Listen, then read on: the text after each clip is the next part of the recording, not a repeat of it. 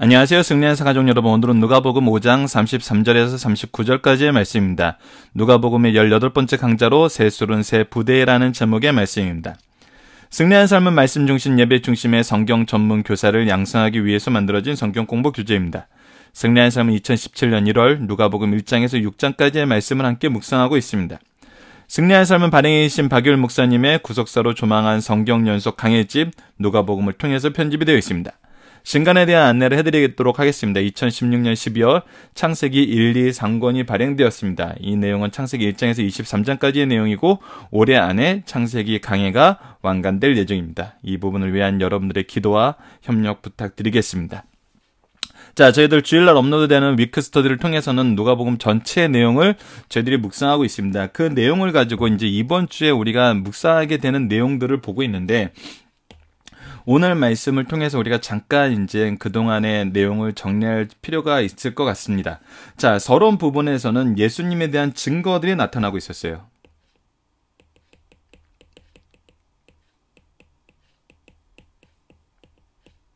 그러니까 누구를 통해서 어떻게 예수님에 대해서 증언하고 계시는지를 우리가 확인하는 시간을 가졌습니다. 그리고 이것이 세례 요한을 중심으로 이루어지고 있었으며 이것이 예수님의 사역으로 어떻게 연결되고 어떻게 증거되는지를 봤습니다. 자, 그리고 나서 이제 갈릴리의 활동에서 복음의 소식이 전파되고 이제 예수님께서 이 말씀을 전하는 일로 가는데, 우리 이제 갈릴리의 활동을 보면은 서론 부분에서 사탄에게 시험을 받은 내용까지가 이제 서론 부분에 해당돼요. 그리고 예수님이 복음을 이제 전파하기 시작하는데 그 전파되는 곳의 장소를 어디서부터 시작을 하냐면 누가복음에서는 다시 고향 땅으로 돌아오셔서 고향에서 선포하는 내용이 이제 주가 됩니다. 그때 예수님이 말씀을 통해서 예수님을 증거하지만 고향 땅에서는 어떻게 하죠? 거부를 해요. 그러니까 복음의 활동의 시작을 어떤 반응부터 누가복음 우리에게 소개하고 있냐면 바로 선포 가운데 거부하게 되는 내용을 우리에게 먼저 보여줍니다. 자, 이 거부라는 반응 속에서 계속적으로 무엇이 드러나냐면, 사람들은 거부하지만 예수님과 예수님의 행적은 무엇을 증거해요? 예수님이 하나님께서 보내신 메시아이심을 그 이적과 말씀으로 증명해 나가십니다. 그러니까 하나님의 말씀이 어떻게 이루어지는지를 계속 보여줘요. 하지만 계속 무엇이 반복돼요? 거부가 반복되고, 거부가 반복되고, 거부가 반복돼요. 이것은 우리가 어제 말씀에서도 계속적으로 이어지고 있어요. 이때 예수님께서는 무엇을 보여주시냐면 예수님의 말씀과 이적을 통해서 예수님이 메시아이심을 반복적으로 사람들에게 증명해 주시죠.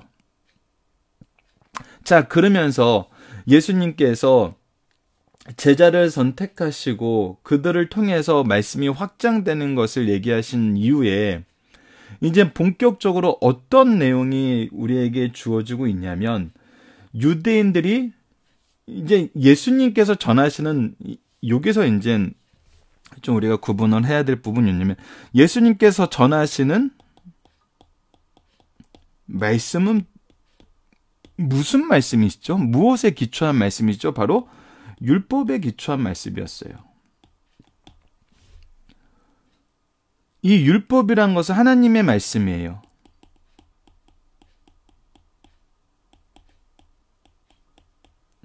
이 말씀, 예수님께서 전하시는 이 말씀은 바로 하나님의 말씀이에요. 이것이 예수님을 증명하는 그 일이었거든요. 그런데 재밌는 건 뭐냐면, 환자를 우리가 어제 말씀했죠. 이 납병 환자를 고치면서, 그저께 말씀했죠. 죄송합니다. 그저께 말씀했는데, 납병 환자를 고치면서 예수님께서 무엇이 있음을 가르쳐 주냐면 사죄의 은총이 있음을 가르쳐 줘요. 죄를 사하시는 것이 하나님의 뜻임을 얘기해 줘요. 이 얘기는 무엇이냐면 율법의 기능은 바로 이 하나님께서 죄를 용서하시고자 하시는 이 구속의 은혜를 깨닫는 거였어요. 근데 이 율법을 예수님을 발견하는 것으로, 예수님을 깨닫게 하는 것으로, 예수님을 증거하는 것으로, 예수님을 미리 가르쳐 주는 것으로 하나님의 은혜로 주신 말씀인데, 이것을 지금 이들이 어떻게 쓰고 있냐면 우리가 이제 소위 말하는 율법주의의 기초 자료로 쓰고 있어요. 자, 율법과 이것은 우리가 이제 성경을 얘기할 때 구분해서 쓰는 두 단어에 있어요. 율법은 뭐냐면 하나님의 말씀이에요. 하나님의 말씀이 우리에게 주어졌어요. 그건 하나님의 기준이 주어진 거예요. 근데 이 율법주의는 뭐냐면 이 기준을 잘 지키게 하기 위해서, 지킨다는 그 의미로 만들었던 여러 가지 시행령들이 있어요. 근데 이 시행령들은 누가 만든 거예요? 장로들이에요. 그래서 우리가 이것을 뭐라고 얘기하죠? 장로들의 유전이라고 얘기하죠. 근데 이것이 하나님의 말씀과 일치하지 않는 거예요. 비슷한 것도 있고 아예 틀린 것도 있어요. 자, 틀린 것 중에 가장 큰 것이 뭐였냐면 바로 사죄의 은총에 대해서 깨닫지 못하는 거였어요. 죄를 용서받지 못하는 것, 죄에 대해서 인정하지 않는 것은 이 율법하에선 있을 수가 없는 거예요. 하지만 어제 말씀에서도 우리가 확인됐다시피 이들은 자신들의 죄를 인정하지 않고 누군가의 죄를 지적하는 데만 몰두돼 있어요. 죄인을 위해서 오셨다는 예수님의 말씀에 나는 의인이어서 죄가 없어요, 의사가 필요 없어요, 죄에 대한 용서가 필요 없어요 라고 얘기하는 것은 바로 이 하나님의 말씀인 율법을 무시하는 것과 같아요. 율법을 바로 모르는 것과 같아요. 거절하는 것과 같은 거예요. 그런데 이들이 이런 사상에 빠지게 된 게 무엇이냐면 비슷하거나 같지 않은 장로들의 유전이 이들의 자랑이 돼버렸어요. 자랑이라는 건 항상 상대적인 비교예요. 얘보단 낫다라는 거예요. 그 상대적인 우위가 있으면 이것이 자랑이 돼요. 그 상대적인 우위도 되게 재밌어요. 목소리 큰 놈이 이긴다고 내가 잘하는 거 자랑하고 내가 못하는 거 아예 말도 못 꺼내게 만들면 내가 자랑을 계속 할 수 있는 거예요. 대표적인 게 뭐예요? 회개예요. 이들은 회개할 필요성을 못 느껴요. 그러면서 회개하고 있는 사람을 나는 저들과 같이 회개하지 않는 것을 감사합니다라고 기도를 해요. 예. 자신들의 죄에 대해서는 보이질 않고 자신들의 의만 드러내고 싶어하는. 근데 그 의도 누구에 의해요? 누구의 기준에 의해서 의해요? 자신들의 기준에 의해서 의해요. 그래서 하나님의 기준으로서는 그것이 죄임에도 불구하고 죄를 더하는 것임에도 불구하고 자랑을 해요. 자, 그 첫 번째가 이 사죄권이었고 두 번째가 죄인과 같이 하는 거였습니다. 왜 이 얘기를 하냐면 자, 이 부분에 대해서 잘못되어 있는 율법주의의 결과들이 이들로 하여금 회개의 필요성을 깨닫지 못하게 하고 예수님을 인정하지 못하게 하고 있어요. 지금 복음이 선포되는 선교의 논쟁 안에서 이루어지는 것이 무엇이냐면 예수님이 예수님을 소개하는 것으로 시작되어서 무엇을 하는 것으로 나아가냐면 바로 잘못된 이 장로들의 유전, 잘못된 율법주의에 대한 수정으로 나아가고 있어요. 예수님께서 계속 이것을 지적하고 있어요. 메시아의 사역은 대속의 사역이다라는 것을 우리가 월요일 말씀에서 확인했어요. 예수님께서는 죄인을 구원하러 오신 거라는 것을 어제 말씀에서 확인했어요. 오늘 말씀에서 무엇을 확인하냐면 바로 금식에 대해서 얘기해요. 금식은 회개의 금식이 원래 구약에서 시작되었던 내용이에요. 근데 이들은 지금 회개가 없어요. 자기의 자랑만 있어요. 근데 이 회개의 내용의 핵심으로 나오는 이 금식의 문제를 가지고 자기 자랑을 만들어 버렸어요. 예수님께서는 이것을 이쪽으로 끌어올리셔야 되는 거예요. 이쪽으로 끌어올리셔야 되는 거예요. 하나님께서 제정하신 이 금식에 대한 문제를 자기의 자랑으로 삼아버린 이 사람들에게 하나님의 뜻이 무엇인지 끌어올리셔야 돼요. 근데 이 끌어올리시는 그 과정에 누구를 만나야 되냐면 바로 예수님을 만나야 돼요. 예수님을 만나지 않으면 이것이 바로 이루어지지 않아요. 그래서 이 세술은 세 부대란 내용은, 그리고 우리가 내일 말씀으로 이어지는 이 안식일의 문제는 바로 이 구분을 우리가 기억하셔야지 더 잘 이해할 수 있어요. 하나님의 말씀 안에서 예수님이 행하신 일과 이것을 지키기 위해서 자기들의 기준으로 만들었던 장로들의 유전과의 차이, 이 안에서의 신앙생활의 잘못된 모습들, 잘못된 결과들, 이러한 것을 우리가 바로 발견해야지 오늘 이 말씀 우리가 바로 적용할 수 있어요. 여러분들 근데 굉장히 많다는 것이 문제예요. 굉장히 많다는 것이. 하나님께 무릎 꿇고 겸손히 그 은혜를 인정하고 그 은혜 안에서 하나님의 은혜의 통로가 되도록 주신 말씀이 나의 자랑이 되고 누군가를 심판하고 누군가를 좌절하게 하는, 누군가를 심지어는 떠나게 만드는 그런 신앙의 모습이 우리 교회 안에도 여전히 있다는 것입니다. 우리는 그것을 점검해야 돼요. 근데 여러분들 이 말씀을 가지고 가장 주의하게 되는 것이 이제 혈기왕성한 젊은이들 모습인데, 이런 것을 깨닫게 되면은 바로 나가서 이렇게 얘기하는 친구들이 있어요. 목사님, 전사님, 강사님, 선생님, 부모님, 제가 배운 바로는 그게 아니던데요. 지금 다 잘못하고 계시는 건데요. 이거는 뭐예요? 예, 그것이 그 알미 나의 의가 되는 거예요. 그렇게 적용되는 게 아니에요. 적용하는 방법까지도 예수님이 하셨던 방법을 배우셔야 돼요. 적용하는 방법까지도. 성경은 항상 우리가 멈추는 그곳에서 끝나지 않아요. 성경이 얘기하는 그 곳까지 우리가 가야 돼요. 그것이 말씀에 대한 바른 묵상과 적용이 될 수 있을 것입니다.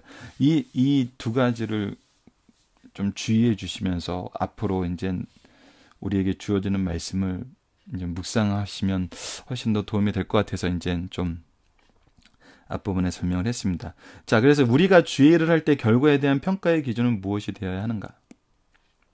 자, 오늘 말씀에서도 여러분들이 우리가 신앙생활을 어떤 기준으로 해야 되고 우리의 신앙생활이 무엇을 기준으로 평가를 받아야 되는지, 평가는 분명히 있어요. 평가는 분명히 있으면 평가 자체가 없는 건 아니에요, 여러분들. 왜냐하면 죄에 대한 것은 분명한 평가가 있기 때문에 평가가 없는 게 아니에요. 평가를 안 하는 게 옳은 게 아니에요. 이제 우리가 요즘에 이제 서구식 사회 이렇게 교육제도 이렇게 들어오면서 우리가 가끔 착각하는 게 뭐냐면 평가를 안 하는 것이 더 좋은 교육 방법이라고 생각하는 경우가 있는데, 그건 아니에요, 여러분들. 그거는 또 너무 이게 우리가 옛날에 너무 오른편에 있었다면 그건 또 너무 왼쪽 편으로 가는, 아니면 너무 왼쪽 편에 있었다면 그건 너무 오른쪽 편으로 가는 것과 마찬가지. 기준은 있어요, 우리에게. 무엇이 기준이에요? 하나님 말씀이 기준이에요. 그래서 평가는 분명히 있어요. 그 부분도 여러분들이 기억해 주셨으면 하겠습니다. 자, 그럼 오늘 본문으로 가도록 하겠습니다. 누가복음 5장 33절에서 39절입니다. 새 술은 새 부대라는 제목의 말씀입니다. 자, 그들이 예수께 말하되 요한의 제자는 자주 금식하며 기도하고 바리새인의 제자들도 또한 그리하되 당신의 제자들은 먹고 마시나이다. 자, 이거에 대해서는 역사적인 배경이 조금 필요합니다. 역사적인 배경을 잠깐 설명해 드리면, 원래 이제 구약 성경에서는 대속죄일에 금식할 것을 말씀하셨어요. 이것은 회개의 금식이에요. 나의 죄를 용서해 주시기 위한, 내가 죽게 되었음을 인정하는, 나의 생명을 살려주시길 원하는 마음에서 하는 바로 금식이에요. 바로 내가 죄인됨을 고백하게 하는 금식이었어요. 근데 이것이 포로기 이후에는 이제 다양한 면에서 이제 금식 기도가 선포되기 시작해요. 뭐 국가적인 위난에 있을 때, 또 어떤 우리가 목숨이 경각에 달려 있는 굉장히 중요한 내용들에 대해서 하나님께 기도할 때, 그래서 여러 가지로 변했는데, 이것이 그래서 제도적으로 어떻게 자리 잡게 되냐면, 월요일과 목요일은 금식하는 날로 선포하게 되었어요. 그래서 월요일날 목요일날은 무조건 금식을 해야 돼요. 물론 이제 유대 전통사에서는 이 금식한 것으로 무엇을 하냐면, 금식함으로 내가 먹지 않은 그 음식을 모아서 구제하는 데 사용을 해요. 굉장히 좋은 거죠. 좋은 의미예요. 근데 지금 이 말씀의 배경이 이 월요일과 목요일로 금식을 선포한 이 날이 왔는데, 요한의 제자는 누구죠? 세례 요한의 제자도 자주 금식하였고 굉장히 경건주의 삶을 살았어요. 금욕주의 삶을 사는 것으로 봐요. 그리고 그때 그러면 금식하며 기도했고, 바리새인들의 제자들도 또한 그러하되, 근데 왜 당신의 제자들만 이 월요일 목요일이 됐는데도 먹고 마십니까? 도대체 이렇게 하시는 이유가 뭡니까? 뭐 하는 거예요? 지적질을 하는 거죠. 지적질이라고 표현해서 좀 과한데, 이 질문에 무엇이 있냐면, 우리가 당신들보다 더 의롭게 살고 있지 않습니까? 우리가 당신들보다 더 율법을 가까이 하고 살고 있지 않습니까? 우리가 종교적으로 하나님과 더 가까운 삶을 살고 있지 않습니까? 이렇게 얘기를 하는 거예요. 그때 예수님께서 무엇을 얘기하냐면 바로 예수님을 소개해요. 예수께서 그들에게 이르실 때, 혼인집 손님들이 신랑과 함께 있을 때 너희가 그 손님으로 금식하게 할 수 있느냐? 자, 이것은 전통일 수 있어요. 이스라엘은 전통적으로 혼례잔치가 하루로 끝나는 것이 아니었죠. 이렇게 먼 데서 오는 친척들을 맞이하게 돼서 이제 한 주를 이렇게 하는 경우가 있었는데, 문화적으로도 이런 예외적인 상황이 인식되고 이해되는 상황이었던 것이죠. 그래서 예수님께서 이 얘기를 하시는 거죠. 혼인집에서 신랑과 함께 그 잔치를 즐기는 그 과정에서도 너희들 월요일이니까 금식해야 돼, 목요일이니까 금식해야 돼, 그렇게 얘기할 수 있냐는 거예요. 그거는 그럴 수 없다는 거거든요. 지금 이 얘기는 뭐냐면, 예수님이 이 땅에 오심은 바로 무엇이냐면, 우리에게 이 회개의 은총을 주시기 위해서, 대속의 은총을 주시기 위해서, 구속의 은총을 주시기 위해서 약속된 그분이 왔다는 거예요. 바로 우리가 금식하며 기도했던 그 기도의 내용에 응답을 받았다는 거예요. 근데 응답을 받고 나서도 왜 금식을 하는 거예요? 신랑을 보내주십시오, 신랑을 보내주십시오라고 기도해서, 그 신랑을 통해서 우리를 구원하여 주십시오라고 기도해서 그 신랑이 오시고 그 구원의 말씀과 그 은총을 우리에게 베풀어 주고 있는데 왜 금식하냐는 거예요. 이것은 무엇이 된 걸까요? 이 금식이 자랑이 되었다는 거예요. 이 금식의 의미를 깨달은 것이 아니고, 이 의미를 바로 세우는 것이 아니고 금식 자체가 자랑이 되었다는 거예요. 율법, 하나님의 말씀이 무엇인지 깨닫지 못하고 율법을 이렇게 행하는 것이 나에게 자랑이 되어버렸다는 거예요. 그것이 율법주의라는 거예요.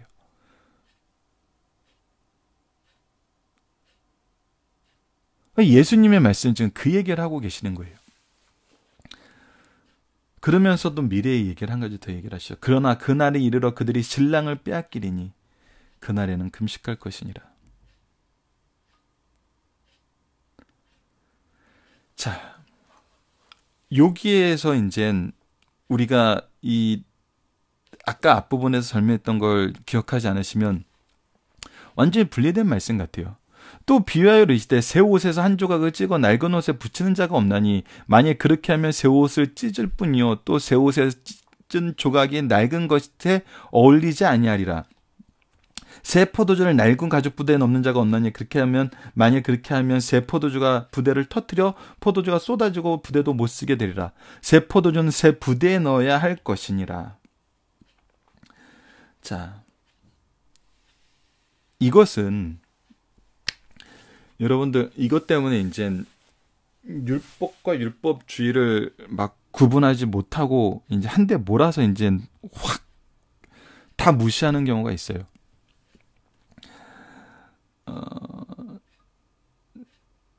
뭐 현대적인 부분에 이 부분을 또 이렇게 적용하는 것도 저에게 너도 그것도 율법주의라고 얘기하실 분이 있을 수 있지만 저는 기본적으로 예배에 대한 부분, 주일 성수에 대한 부분은 참 이렇게까지 생각을 해요. 여러분, 예배에 대한 것은 안식일의 개념은 성경이 가르쳐주는 그것을 기초로 해서 지금 현대 개신교에서는 어떻게 이루어지고 있냐면 총회에서 정한 그 총회 헌법에 의거하여 예배가 제정되고 그 예배 시간과 장소는 각 교회 당회장에 의해서 조절이 돼요. 자, 그래서 이것을 실제로 개교회에서 이것이 이루어지는 것은 당회장 목사님에 의해서 이것이 조율될 수 있어요.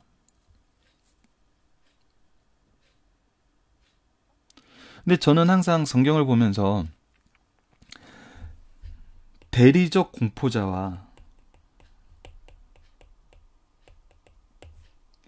재판관은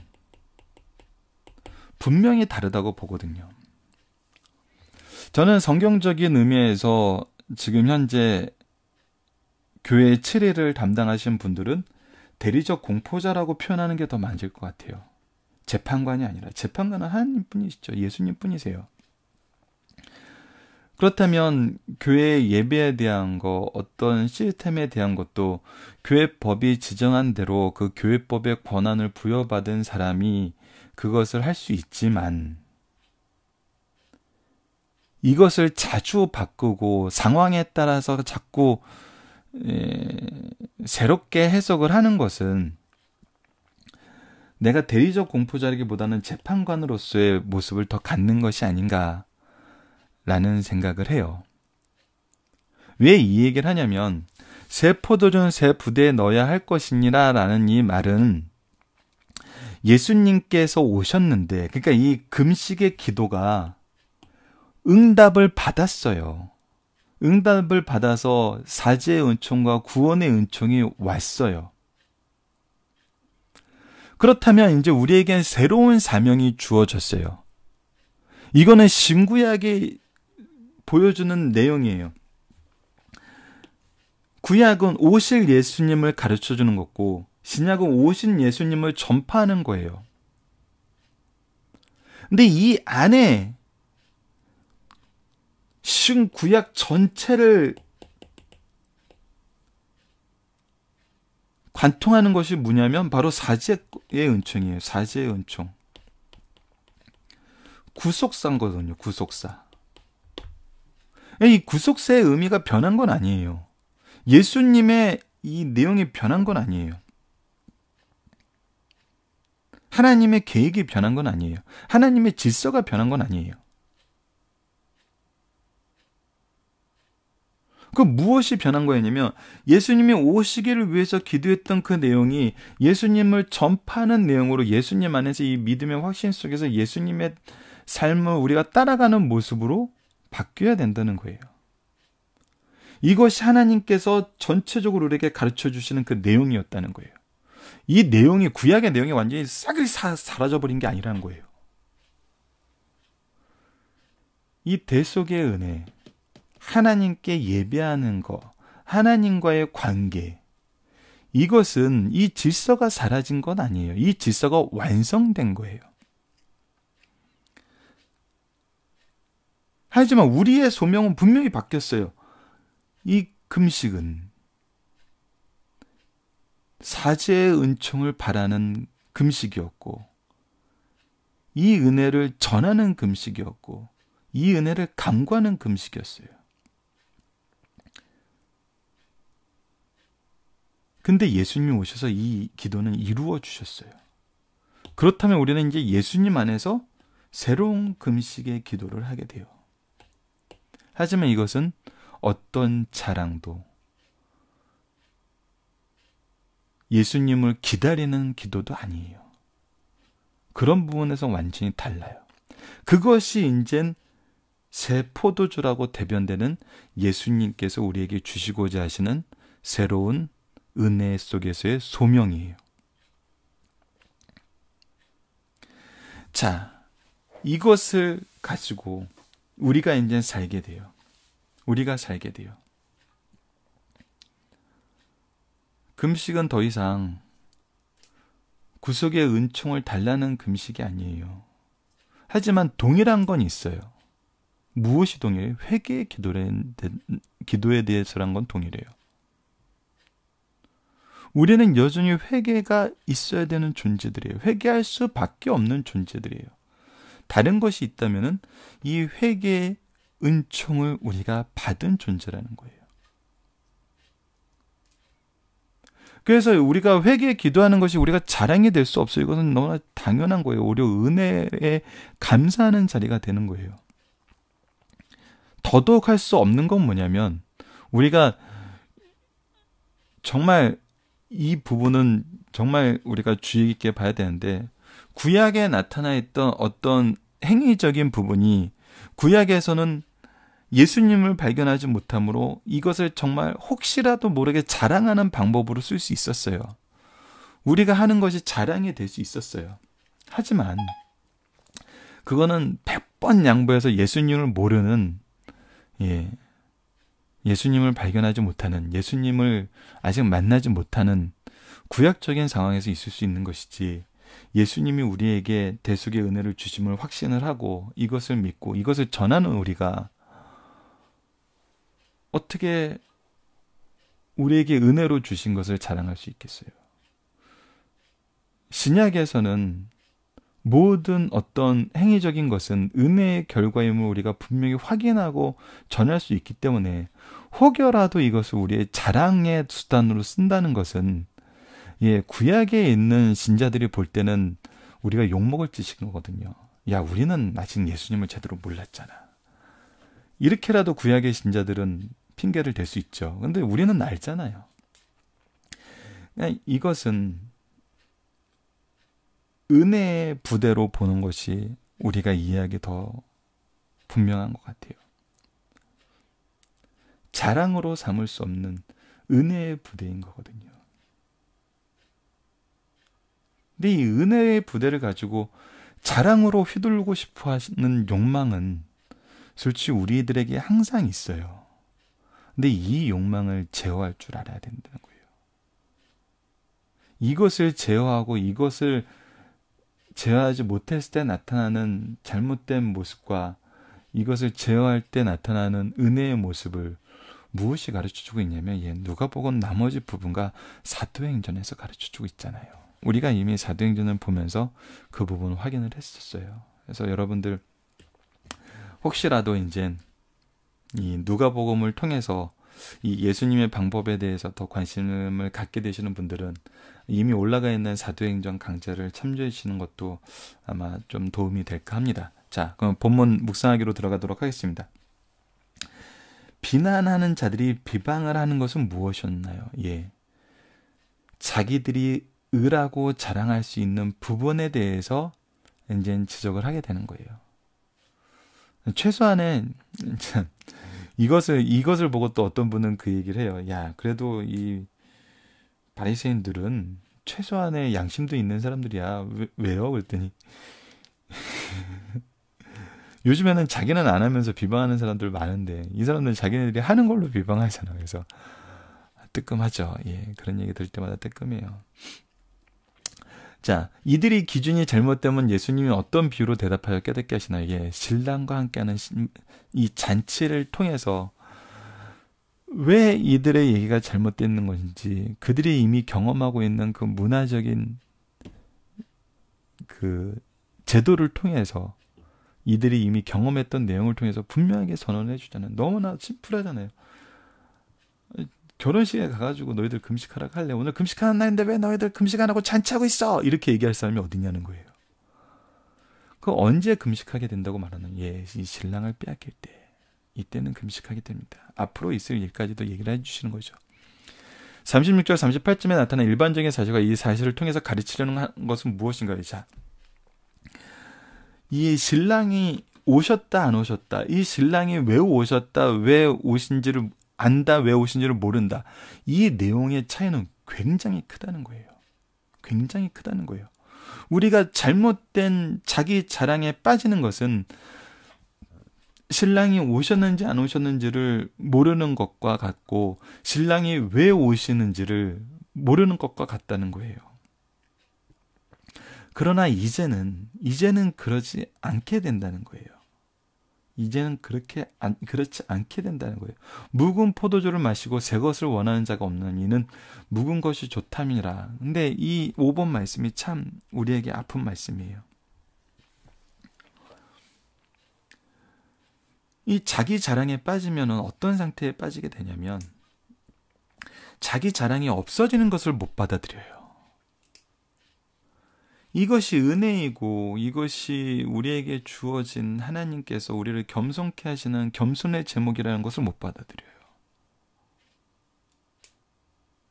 이것은 참 다양한 형태로 나옵니다. 교회 안에서 하나님이 주신 은혜 속에서 잘 지켜지는 것들이, 그 안에서 자기가 주목을 못 받으면 그것을 인정하지 않아요. 이런 일은 참 일어나지 않았으면 좋겠는데 일어나니까 안타까운 거예요. 말씀 공부하는 거 싫어하는 사람은 말씀 공부 자꾸 하자 그러면은 그거 싫어해요. 그거 왜 자꾸 하냐 그래요. 찬양의 은사가 있는 분들은 찬양의 은사를 활용할 시기가 없어지면 참고 힘들어해요. 어떤 다른 데 재능이 있는 분들은 그 재능을 자꾸 교회 안에서 보여주고 싶은데 그걸 보여줄 기회를 못 찾으면 그것 때문에 참 상처받아요.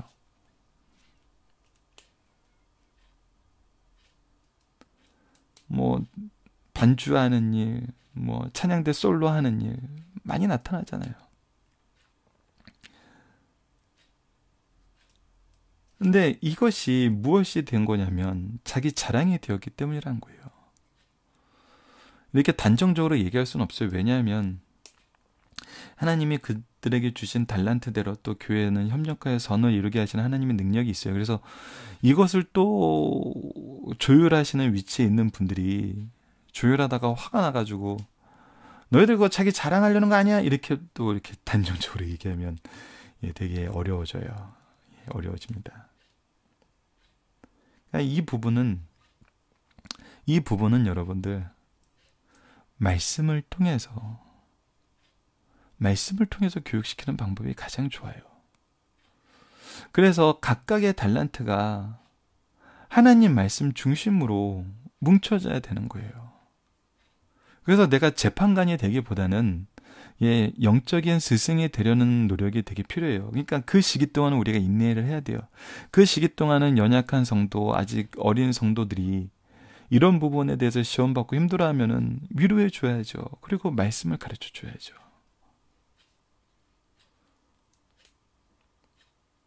근데 이럴 때 참 안 좋게 반응이 나오면은 결국은 어떤 사람은 떠나라는 얘기를 하게 되고 어떤 사람은 떠나게 되는 그런 상황이 자꾸 발생하게 되죠. 이 부분은 굉장히 우리가 신앙생활에서 주의해야 되는 부분입니다. 자, 중심사를 보도록 하겠습니다. 유대인들의 평소 삶 속에서 종교의식은 구제, 기도, 금식이었다. 오늘 본문에서 예수님이 기존 종교자들과 충돌의 문제는 금식에 관한 문제였어요. 율법에 의해서 금식은 1년에 한 차례씩 대속죄의 회개의 행위로 규정해 놓았어요. 레위기 말씀에 이것이 기록되어 있습니다. 그러나 시간이 흐름에 따라 금식하는 이들이 잦아지게 되었어요. 어떠한 특수한 상황이 전개될 때 하루를 금식하였어요. 이건 특수한 상황 때 오늘 하루 금식하라고 왕이 선포하는 경우가 있었어요. 그 외에도 일정 기간 동안 금식을 선포하여 실행했어요. 이러한 금식 제도는 바벨론 포로 후 더 많아져 예수님 제세 시에는 일주일에 2번 월요일과 목요일 금식하였어요. 본문의 사건이 일어난 날도 월요일이나 목요일 중 한 날로 금식하는 날로 여겨져요. 요한의 제자들과 바리새인들은 이 날도 변함없이 금식을 하고 있었어요. 그런데 예수님의 제자들은 전통적으로 지키고 있는 금식하는 날에 금식하지 않고 있었어요. 이때 저희가 어떤 사람이 예수님께 질문하였어요. 마태복음에서는 요한의 제자들이 질문하고 있다는 것으로 기록되어 있어요. 이 질문을 받으신 예수님이 때를 놓치지 않고 제자들이 금식하지 않는 이유를 설명하시면서 자신이 메시아이심을 암시하셨어요. 새 진리는 새 사람된 자에게 당겨야 한다. 예수님의 진리를 받아들일 사람이 옛사람이라면 중생하여 새 사람이 되어야 할 것을 말씀해 주신 것이에요. 더 나아가서는 이 말씀을 바로 받아들이는 사람들이 어떤 사람들이다? 바로 말씀 중심된 사람들이다라는 거죠. 첫 번째, 모든 신앙의 행위는 외식이 없어야 하나 특히 금식은 그렇다는 거예요. 예수님 당시나 오늘의 기독교인들에게도 기도, 금식, 구제는 신앙의 중요한 행위 중에 하나예요. 그중 기도는 하나님께 대한 행위요, 구제는 인간에 대한 행위며 금식은 자신에 대한 행위예요. 그런데 이 금식이 자기 신앙을 과시하는 외식이 되어버렸어요. 이때 나타난 현상은 금식이 사람들 앞에서 자신을 자랑하는 행위가 되어 금식하지 않는 사람들을 정죄하기에 이르렀다는 거예요. 이때 금식이 잘못된 행위는 아니지만 자신의 사상과 행위를 신앙의 표준으로 삼지 말 것이며 자신의 기준으로 남의 신앙을 판단하지 말 것을 가르쳐 주신 말씀입니다.